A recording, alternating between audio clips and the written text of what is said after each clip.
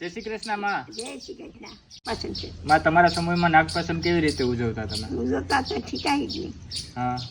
હા બિલ ગલાલ નાખીને અગરબત્તી કરીને શહેરી ઉજવે. એમાં ત્યાં તો વાહન કે કઈ હતું નહીં, કઈ નહીં. તો તમે અહીંથી ગામમાં કેવી રીતે જતા? હાલીને જતા મળી.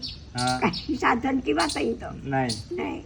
એમાં માળીઓ બધી ભેગી થતી ત્યાં? હા બધી ભેગું થઈને ત્યાં જો નાગલો કરે હા. ને ધૂમ બોલે હા ને બેહે ને નાગલાને દહીં નાખે ને દૂધ નાખે ને અબીલ નાખે ને ગળાલ નાખે ને બધી નાખે ને ત્યાં શંકર બાપા બેહે બધાય બે? વાર્તા કરે હા.